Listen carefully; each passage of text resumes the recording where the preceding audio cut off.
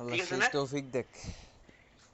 হ্যাঁ, হয়তো দেখবেন যে আপনি এখানে আসে মনে করেন একদিন আসলেন, জাপান থেকে আসার সময় একটা ফেরেডো গাড়ি নিয়ে আসলেন, যেটার বাংলাদেশের মূল্য হইলো কত, মানে বর্তমানে 2 কোটি টাকা। আমরা ওইখান থেকে মনে করেন বাংলা টাকা কিনে বললো ওটা ধরেন 50,000 টাকা, জি হ্যাঁ, বা 3-4 লাখ টাকা কিনে বললি, কারণ ওখানে তো রিকন্ডিশন গাড়ির ভ্যালু কম।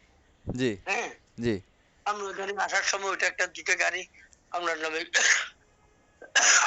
এখানে সিঁড়িটা বুকিং দিয়ে দিলেন, আর এখান থেকে আসে গাড়িগুলো আপনি আগে আস্তে আস্তে গাড়িটা আসি গেল, ওখান থেকে ছাড়াই নিয়ে আসলো, ঠিক আছে না? জি আমি এটা 1.5 কোটি টাকা বিক্রি করলাম, ঠিক আছে না? হ্যাঁ এই হলো মনে করেন পয়সা পাবে, কিন্তু বাজে থাকলে অনেক কিছু করা যায়, তবে শিক্ষিত হওয়া যায়। জি এটা আমার, আমি এত কিছু আপনাকে বলার উদ্দেশ্যটা কি? পড়ালেখার ভিতরে থাকা যাতে। হ্যাঁ, আর কিচ্ছু নয়, টাকা হলে ইনশাল্লাহ। রুজি করতে পারবে। জি হ্যাঁ, কিন্তু শিক্ষা পাবো যেমন না। ধরেন, যেমন বাংলাদেশ ব্যাংকে গভর্নর সাম আতিউর রহমান, ওর বাড়ি হলো কিশোরগঞ্জের দিকে, জি ময়মনসিংহ এর দিকে, জি কিশোরগঞ্জ, নেত্রকোনা ওইদিকে। ওই লোকটা, তার বাবা খুব গরিব ছিল, লেখাপড়া করাতে পারত না, অনেক কষ্টের বিনিময়ে সে বড় হলো এবং সেই বাংলাদেশ ব্যাংকের গভর্নর হলো, ঠিক না? জি এটা কি আমি তার বিরুদ্ধে কি বদনামি করতেছি? না না না। না, সে তার কথাটা আমি হুবহু ট্রান্সলেট করতেছি। জি কোনটা? হুবহু ট্রান্সলেট ট্রান্সলেট। করতেছি, হ্যাঁ হুবহু ট্রান্সলেট করতেছি। এটা আমি বদনামি করতেছি না, কারণ আল্লাহর উপর সে প্রশংসা করতেছে যে আমি কোথা থেকে কোথায় আর, ঠিক জি আমিও তার সাথে একত্র হয়ে আল্লাহর প্রশংসা করতেছি।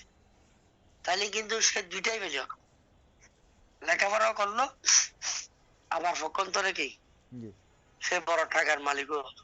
জি কোন টাকা, টাকার অভাব নেই। এখন এটাই চাই আমি ইনশাল্লাহ। তাকে তুলে ধরার অর্থটা কি, দুটা জিনিস তুলে ধরছি।